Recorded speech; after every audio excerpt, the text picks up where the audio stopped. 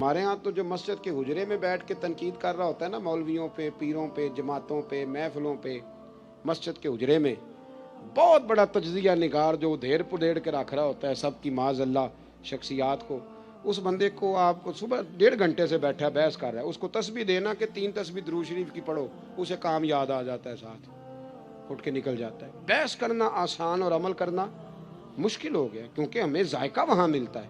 خدا را واپس لوٹیں۔ ایک بات تو میں نے آپ کی خدمت میں یہ عرض کی کہ بھروسہ ہمیشہ اللہ رسول پہ، نوابوں پہ، سیٹھوں پہ، دنیا داروں سے بھروسہ تھوڑا پیچھے کریں، نکلیں تھوڑا سا۔ غریبی ناز کرنے والی چیز ہے، یہ مایوس ہونے والی چیز نہیں، اگر اس کی لذت کو آپ سمجھے تو۔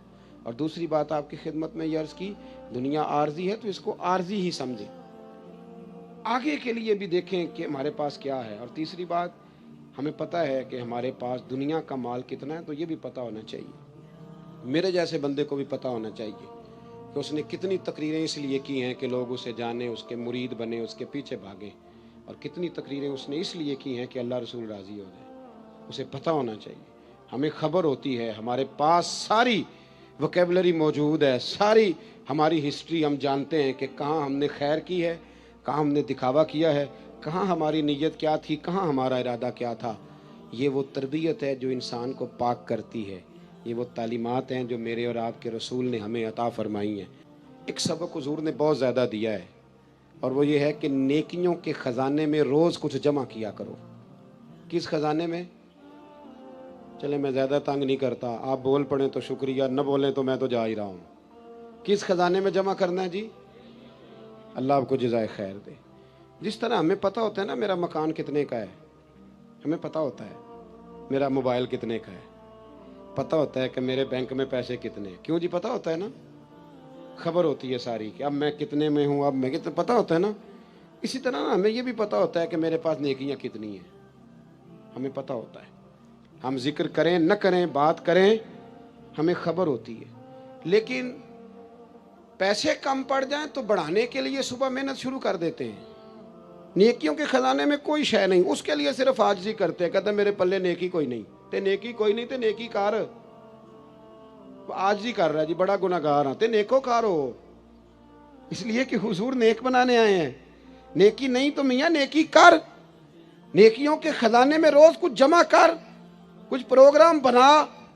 صحاح میں حدیث ہے، حضرت جناب سیدنا ابو بکر صدیق رضی اللہ تعالیٰ عنہ، حضرت عمر فاروق، حضرت عبد الرحمن ابن عوف، تمام صحابہ کہتے ہیں فجر کی نماز حضور کے پیچھے پڑھی۔ کون سی نماز جی؟ بول کے بتائیے۔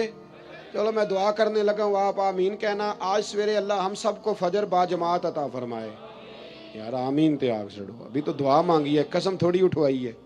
اللہ ہمیں فجر، دیکھ لیں آپ آمین کہنے میں بھی مسکرا ہی رہے ہیں، یعنی اس میں بھی پکا ارادہ نہیں۔ اللہ، میرے پاس ایک بندہ آیا، کہنے لگا پیر صاحب دعا کرو اللہ میں پیسے دے، میں وہ رستے دیا گا۔ میں کہ یا اللہ انہوں 10 کروڑ دے، 9.5 کروڑ تیرے رستے ہی دے چڑے گا۔ وہ چپ کر گیا، جی میں تسی نہیں کر گئے سارے۔ میں کہ اللہ انہوں دے 10 کروڑ، 9.5 کروڑ، اندر نہیں جی ٹھیک ہے۔ میں کہ تم کوئی نہیں دینے، سمجھ لگ گئی من تیری۔ یعنی دعاؤں میں بھی ہم وہ کام کرنے کا ارادہ کرتے۔ تھوڑی توجہ کریں، میں بات سمیٹنے والا ہوں۔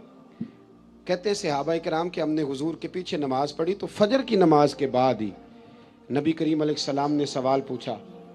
محبوب کریم علیہ السلام فرمانے لگے کہ بتاؤ بھائی، آج کسی بندے نے روزہ رکھا ہے؟ آج کسی نے روزہ رکھا ہے فجر کی نماز پڑھ کے؟ تو حضرت عمر فاروق فرمانے لگے میرے دل میں ارادہ تھا رات کو روزہ رکھنے کا، پر میں رکھ نہیں سکا تھا۔ توجہ ہے نا میری بات پر؟ میں رکھ نہیں سکا تھا۔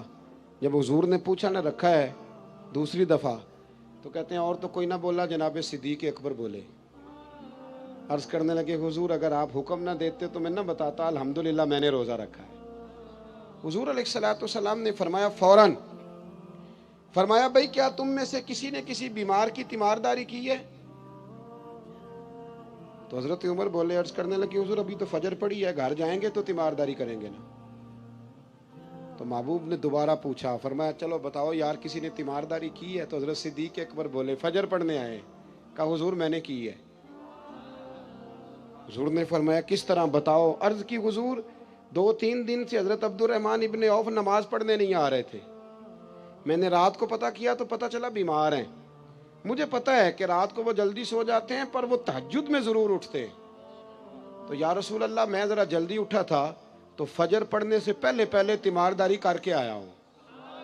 حضرت عمر کہتے ہیں میں حیران ہی رہ گیا کہ یار یہ بندہ کسی اور کو بھی کبھی آگے گزرنے دے گا.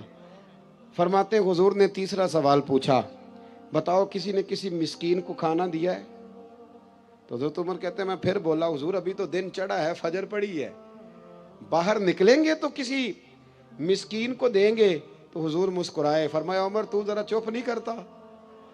تو حضرت عمر کہتے ہیں میں پھر سمجھ ہی گیا کہ بولنا کس نے ہے. حضرت صدیق اکبر بولے, عرض کرنے لگے یا رسول اللہ اگر آپ حکم نہ دیتے تو میں نہ بتاتا میرے حصے میں یہ اللہ تعالیٰ نے نیکی عطا فرمائی ہے فجر سے پہلے. وہ کس طرح؟ عرض کی حضور نماز کے لیے اٹھا ہوں تو میرا پوتا بھی اٹھ گیا تھا. حضور میں نماز سنت ادا کرنے لگا یا نفل پڑھنے لگا تو اس نے اپنی اماں سے روٹی کا مطالبہ کر لیا تو اس کی اماں نے 2 روٹیاں بنا دی. تو حضور ایک روٹی اس نے کھائی تو ایک اس کے ہاتھ میں تھی. میں دروازے پہ نکلا ہوں تو سامنے ایک بھکاری کھڑا تھا اور کہنے لگا اے مدینے والوں رات کا بھوکا ہوں. کہتے میں نے اسی وقت اپنے پوتے سے وہ روٹی لے کے اس مسکین کو دے دی. اے مدینے والے حبیب اگر آپ حکم نہ دیتے تو نہ بتاتا, میں نہ فجر پڑھنے سے پہلے مسکین کو کھانا دے کے آیا ہوں. یہاں تک تو لفظ مشکات میں بھی ہیں, لیکن اگلے در منصور میں امام سیوطی نے لکھے ہیں. میرے رسول کریم فرمانے لگے ابو بکر جنتیوں کی 360 علامتیں ہیں, کسی میں ایک بھی پائی جائے تو وہ جنتی ہے, لیکن اللہ کا فضل ہے میرے ابو بکر میں ساری پائی جاتی ہیں, میرے صدیق میں ساری پائی جاتی ہیں. ہمیں دیکھنا چاہیے. آج سارا دن گزر گیا نا جی, 11-12 بجنے کو ہیں. 1 منٹ کے لیے صرف سوچنا ہے کہ صبح فجر سے لے کر اب تک نیکیوں کے خزانے میں کچھ ہے جمع ہوئی کہ نہیں ہوئی.